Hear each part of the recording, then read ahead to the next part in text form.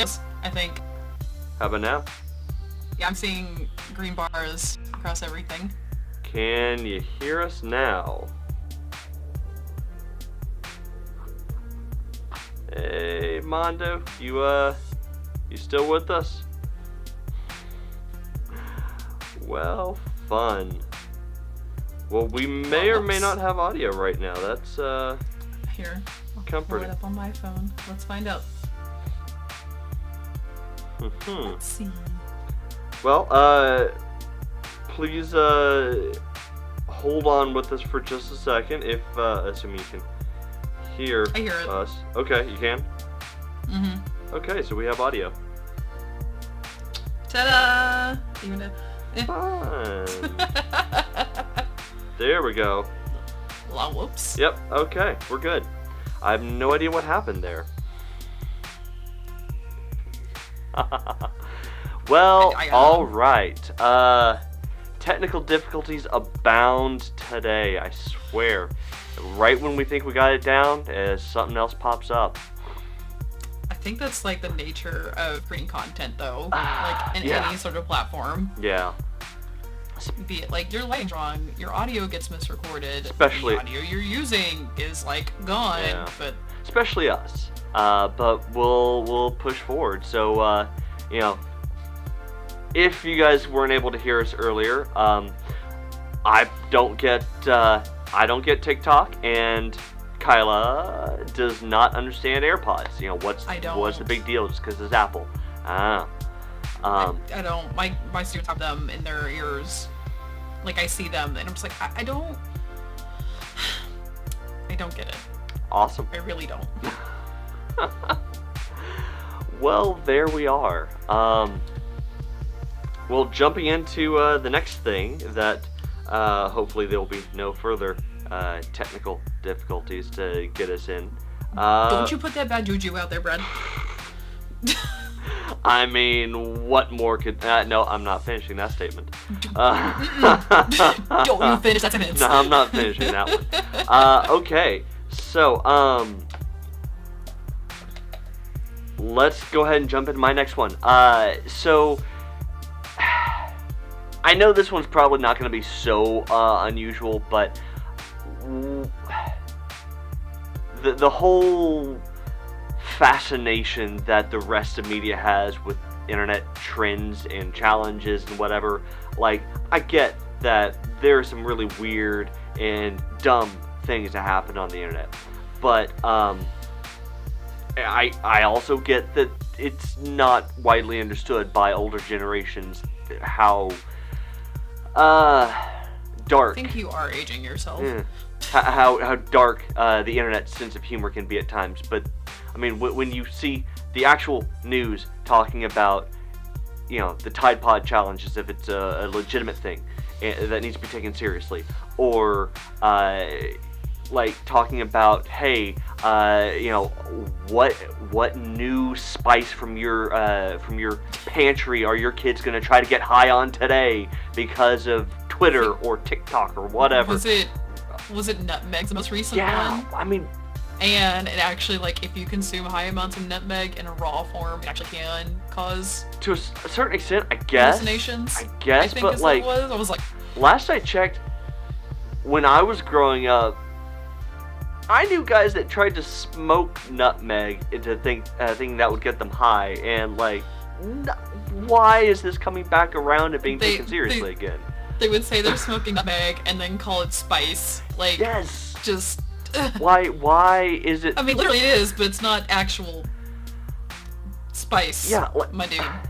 Like seriously, how is it that anything that happens on the internet is taken so utterly seriously by anything that isn't the internet? Like, why? I don't get it. Like, I get that, you know, clickbait, ratings, whatever, but like, I don't get it. Why is that a thing that anybody takes seriously, regardless what age range you fall into? People want their 15 minutes, Brad. Like, I guess that, and then so they want their 15 minutes, but my problem with it is that, like, when media, like not social media, but like a news outlet starts covering it, all it's going to do is make the trend that much more prevalent. Just pointing that out there. Yeah, clearly they haven't figured out why that is. But it's because if you tell the internet don't do something, or something is bad or stupid, they're gonna do it again just to spite you. Or it's kind of like when a celebrity says, please don't pay attention to me, or this dumb thing I did. That's about to be #1 trending tomorrow. Like Beyonce, I want this picture of the internet. Honey. That's not how that works. Honey. Oh. I'm gonna tell her. Yeah. Like, that picture's still out there. Like, still making that face. Well, to be fair with Beyonce, I don't think you can tell her anything that she's going to listen to. I think at this point she just kind of makes up her own news, and that's about what she's got. And fair. I mean, who's going to tell her no, honestly? Fair. But okay, so you're number 2. my number 2, so it's another brand thing. I don't understand why Hydro Flask was the one that blew up. Now, I have reusable water bottles. I do. Sure. I have a metal, oddly enough, a metal one that I've had for 2 years now that sits in my classroom at school. It's blue and it has flowers on it. It's super pretty. But all of a sudden it was like, you had to have the Hydro Flask, and you had to be a Visco girl, and like had to wear scrunchies on your wrist and go I don't get it. I don't. Oh my gosh. Did I break you there? Because all of a sudden I look over and you're actually like just buried your face as soon as I went a little bit, yeah. Or like followed up with, and I oop. Just... I don't get it. Like, the Hydro Flask specifically, I understand what the point of it was let's use reusable water bottles to, like, reduce plastic waste and everything. But why did the $30 water bottle was the one that blew up when I bought mine for $8 at Walmart? I feel like it's maybe the same thing as Apple and Beats and, like, basically any other celebrity endorsed anything that's ever existed. Fair. If it's expensive, it clearly must be better than everything else. Therefore, if you own it, you are better than everybody else. Fair. But I had so many kids that came in like right like the weekend after it blew up. Came in, I'm drinking my water like I always do in class, and all of a sudden I was like, oh, Miss Kyla, are you a Visco girl? And I couldn't handle it. So, yep, I still don't get it. My kids apparently loved it. I was a Visco girl for all of like 3 weeks at school apparently, and then it kind of just went on into nothingness again, but yep, that was a thing. Okay, well, awesome. Okay then. Moving on before I get broken even more. Bitmojis. I'm why? Like, I barely understand the idea of emojis. Like, I get it. Okay. You know, you're like having some kind of picture thing to express yourself. Cool. Emojis, GIFs, whatever. Gotcha. But why Bitmojis? Like, that's the one thing I've never understood. Why that extra step? Why the extra step? Yeah. So instead of it being a generic, like, yellow face, little circle dude, like, laughing, crying face, it could be your face instead. That way it kind of, like, adds that extra twist of personalization into it. Like, I sent one literally earlier because one of my friends told me something, and it's a Bitmoji where she's, like, holding her phone and, like, looking super confused at it, but it's my face. And it was, like, this was my genuine reaction to the thing you just sent me, was me looking at my phone, like... Wow. So, I mean, it gets the extra personalization, is why people like it. That and it integrates with Snapchat, which I think helped it blow up even more, so... I feel like that's just a lot of extra effort for the same eventual outcome. Yeah, especially with, like, the popularization of, like, sending, as you just said, GIFs. I say GIFs. Mike would hate me right now. He's not here, so whatever. But just, like, sending GIFs back and forth where you get, like, a more, this is what my reaction was to it, as opposed to something generic, if that makes sense.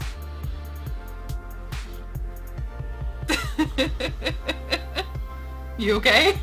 You're one of those people. I am one of those people. I didn't correct you, though. The maker said it's that, and I will tell my giraffe that's fine, too, so... Sure. Sure, yeah. No, Yep. that's perfectly... Yeah, sure. Don't even I am one of those people, I'm sorry. Don't have nearly enough time to get into that one. Moving on. So yeah, okay. Cool, I guess. Yeah. What's your number 3? So my number 3, I don't understand. So I do and I don't. I don't understand cancel culture. It's the idea that, like, people publicly come out and say, like, I don't support this person anymore, and then people, like, latch onto it like a tidal wave. Kind of like what happened with, James Charles and what was her name? Tati? Yeah, something. Her. Yeah. Whenever they had their falling out and stuff, and James Charles was canceled and lost like 2 million followers on YouTube and everything. And then Jeffree Star got in the middle of it, and Yep. Yeah. The whole thing and how he was canceled. And I understand, like, the idea of removing your support from someone. I do. Yeah. But, like... And they get canceled, but then literally you can go back and look, and James Charles still has, like, he regained, like, at least 1.5 million of those followers that left him. Yeah. So he wasn't canceled, so why is there cancel culture? I don't get it. Well... I don't. Yeah, I mean, it feels like there's somebody new every week, honestly. Yes. Like, what was it? Was it like end of last week, over the weekend, something like that? The latest one was a Demi Lovato and Selena Gomez thing because of some old Friendster thing that popped up, and I guess I don't know. I mean, look, if you're having to go dig so deep that you're having to find old Friendster accounts to try to justify what you're doing, I feel like you've gone too far. Yes. Like, yes. I don't understand it. I think, like, I saw that when I was doing some internet searching, and it was like, Demi Lovato was like, I don't believe in cancel culture because I've been canceled like 4 times already. So do your worst. I was like, yeah, it's kind of how I feel about it. You get canceled and you're good a month later. You're not canceled. You're just momentarily name dragged through mud and then, like, hung out to dry. And it's like, oh look, I had a mud nap, came back fresh faced and baby faced, and you like me again. Yeah. I mean, look at James Gunn. I mean, he got supposedly canceled after, his whole Twitter issue, like after Disney dropped him, and now Warner Brothers is using him. Disney's using him again, and I mean, the only people that lost were the ones that wasted any of their time arguing about it online. Yep. I mean, he's walking away with how many $1 million from both movies, and however other many movies are going to be coming up because of those. I mean, yeah, enough. I feel like he won. Just a skosh. Yeah. Okay, my number 4, real quick, because I know that if Mike was on here, he would have a much stronger opinion about this. Fantasy sports. Yep. What's the point?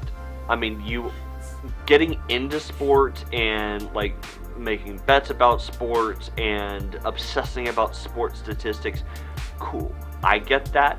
I'm a nerd. Pick whatever thing you want to be a nerd about and go for it. I'm all there. I'm with you on that. But why fantasy sports?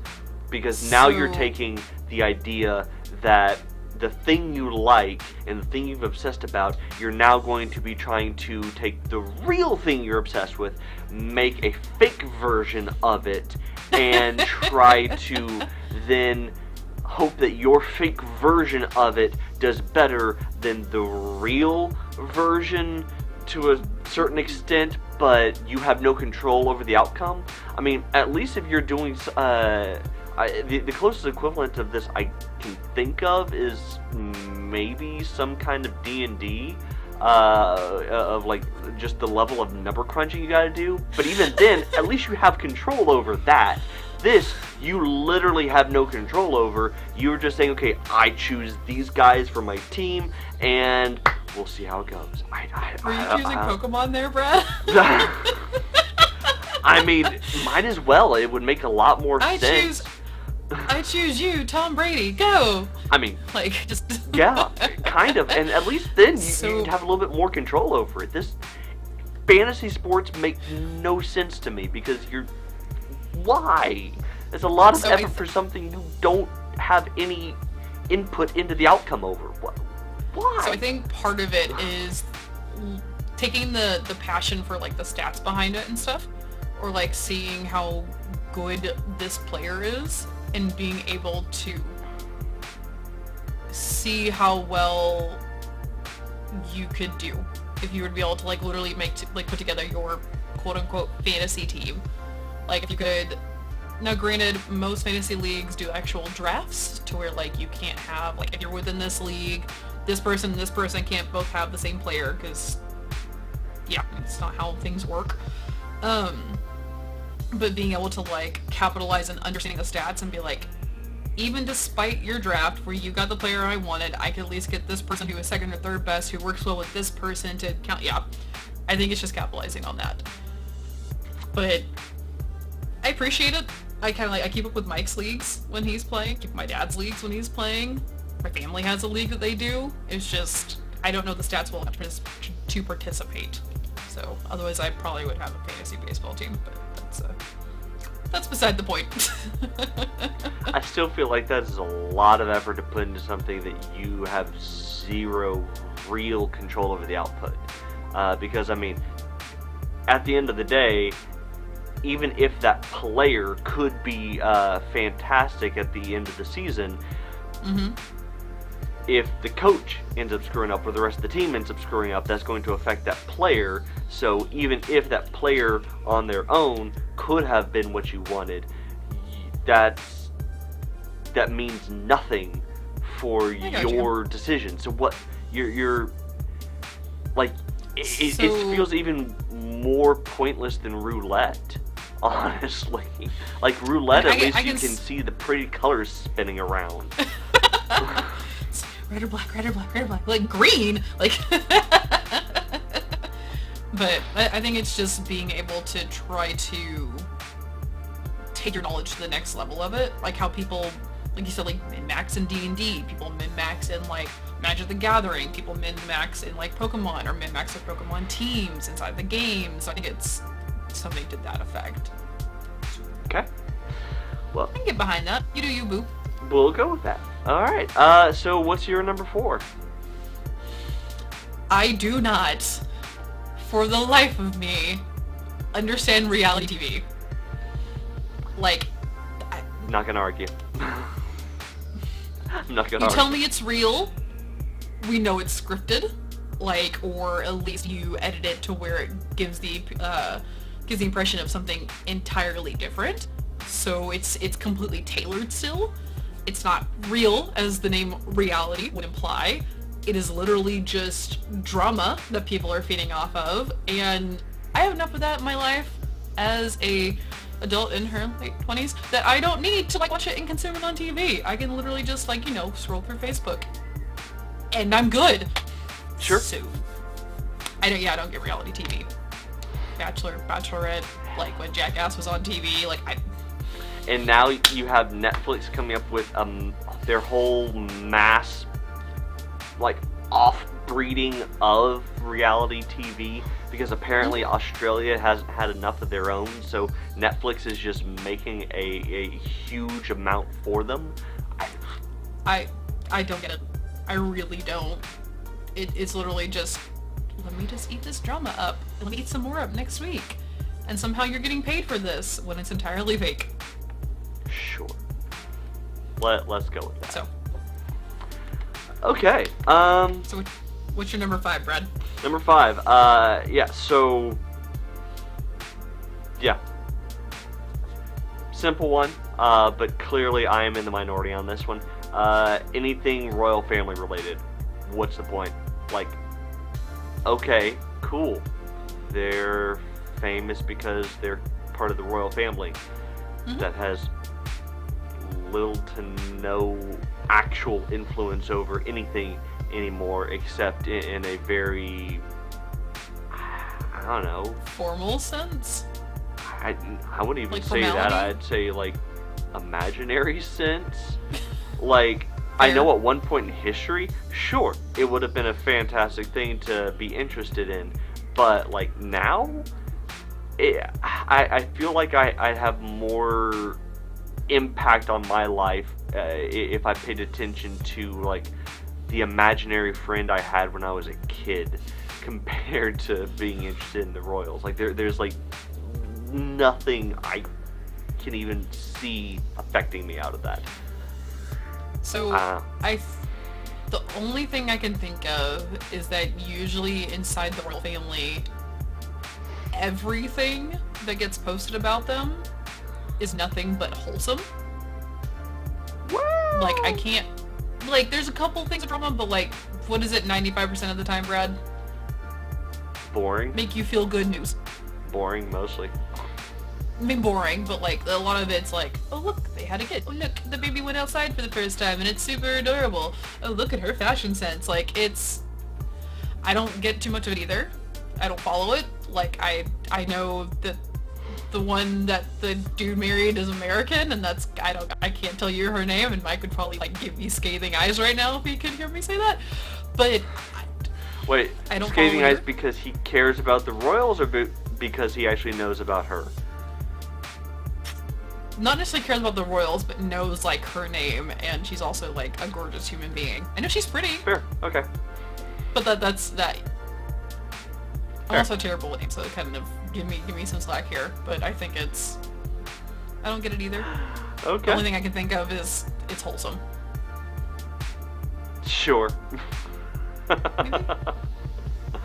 Alright, so what's your last one? My last one is it's gonna sound hypocritical. Yes, I do in fact have an iPhone. Like, I am attached to this thing, but I don't understand the craze that happens every single year around August/September when the new one comes out. I don't.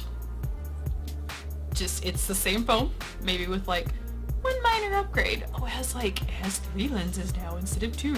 Okay. What else did you change? That was it. Did you do anything else? No, that was it. Okay. Yeah, especially when they're Cool, getting let me give features you- that Android has had like for 2-3 generations already. Let me throw $1,200, at you to get the new one, because mine from last year is not good enough anymore. Or the whole rivalry of just like, oh, Apple's better. Cody's in the comments over on Facebook. Yeah. What did he say? But the lens, it has a better lens. It's better! I mean, So like, I had this long discussion with Mike, like, I only continue to have an iPhone because everything I have is backed up to the iPhone cloud. yeah, and that is kind of the one I, downside about if you choose to go Android or Apple or whatever, honestly, is once you're in their ecosystem, you're kind of just stuck unless you're willing to take the like half a day it's going to require to transfer everything over. And that half a day may actually be being kind, depending on just how heavily you've been relying on that ecosystem. because like, I think I have like close to 5,000 pictures on my phone that I'm attached to. I've gone through, I cleaned it out literally 2 weeks ago and deleted 1,000 pictures, and I still have 5,000 on my phone. You're aware that you can download those pictures from this little phone thing onto this wonderful device we have called a computer that has a much larger bit of storage, and you can see it on a bigger screen. But And, I like, I access them, like, frequently, actually. I'll be like, oh yeah, hold on, let me pull this picture from, like, 2015 real quick. And, like, I'll go through and find it and, like, pull it up, like, for evidence. well, then It's not... toss it on cloud storage and don't just keep it on the phone. That's what I do, is that all of it's on the cloud, but then trying to get it off of the cloud, like, onto, like, something like an Android, it works. I'll just change it every, like, 4 years instead, like I normally do, and go on about my business. Okay, then. Fair But enough. I don't understand getting a new one every single year, No. and, like, the need to be on top of it. No. Does your phone still work? Is it paid off? Do you have to spend that $1,000? Then just be financially responsible and keep your dang old phone. I mean, don't get me wrong. I know that most of the phone manufacturers do actually put in certain intentional flaws in the phones that do have their end of life at maximum coincide with around the end of your contract for that phone. Like, I get it. I get that so far the last 3 or 4 Android phones I've had, right at that 2-year mark when they've been fully paid off and the contract is done, that's when the battery goes down to like a quarter of what it used to be, and it just starts having all these weird glitches. I get it. I know that that's intentional. However, every single year is a bit excessive. Especially now that they really are, even with discounts and trade-in value and whatever, they are coming out to being $1,000+ for a phone. Yep. Or if you get the chance, like I know, like AT&T has the trade in your old phone and you can get the new one. Like even if your contract's not up. But like when I went from an iPhone 6, which was completely paid off, to an iPhone X, which was a huge jump, mind you. Yeah. I still had to pay the tax on the phone, which was still like some absurd amount of like $150, $200 because it's like a freaking $1,000 phone. I'm still having to pay the tax on. Yeah. Like. Yeah, you shouldn't have to take out a loan just to be able to pay off your brand new phone. I mean, but people do. The phone is great, but it's not that necessary. You can get a cheaper phone and still be fine. Just because it doesn't have like the 6, 10 cameras on the back, whatever the new trendy number is.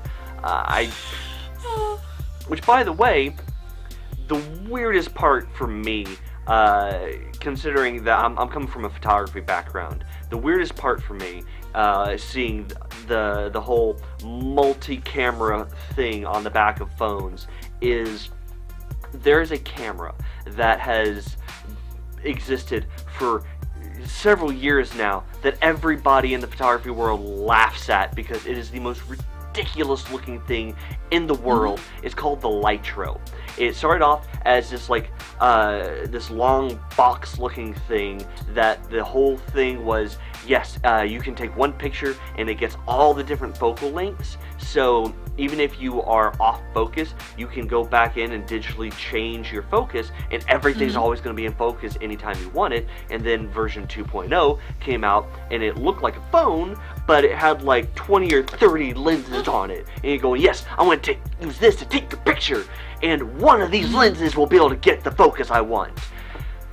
Why? And now that was laughed out of the room by every serious photographer, and now our phones are literally becoming that. Why? Yes. Like, I mean, I have the one that has, you can't see it, it has 2 on it. The new one has like, it's a square that has like 3 on it. I'm waiting for the one that comes out that has 4 on it, because it seems it's gonna be, let's add a new camera every single year. I don't like, why? Just, is it necessary? If you really want that many other versions of an image, or that many different ways to take a picture, there's a fantastic new invention called a camera. Just get a camera with a zoom lens. That's all you need. You can do the same thing. It just takes up a little bit more space. I'm pretty sure that's all it is. Yeah, just that kind of camera. Crazy thought. Can I change out the lens though? I mean, to get like, you know, a completely different picture? I mean, that is generally the idea, yeah. I can't hold it anymore. But like, I don't. If you want to get into photography, your phone is not the way to do it. Let me just put it out there. I've taken some great pictures with my phone. I've done it. I've been like, look at this cool picture I took at a concert. But like, I'm not gonna be like, hey, fixing my for my photography business. Do you want me to come out and take your cosplay photos? No, no. I mean, I'm never gonna never gonna bag on any photographer because of the gear they use. I mean, if a photographer is good enough, literally anything can work as an acceptable camera. I'll give you that. Like, I've seen world-class photographers taking camera phones from like the late 2000s and making fantastic images with it. It is possible. I'll give you that. But that doesn't mean that you need to try to like make camera photography the default for everything and everyone under all circumstances. That's not. I got you. You don't need to be trying to put so much money into making this camera capable of taking pictures of like sports and landscape and your kid's next birthday, and it's not necessary. Just and the moon. Just like relax. It's okay. It's okay. So, but yeah, those are just things I don't get, Brad. Yeah. I don't. So, anyway. Oh, hi, Jody.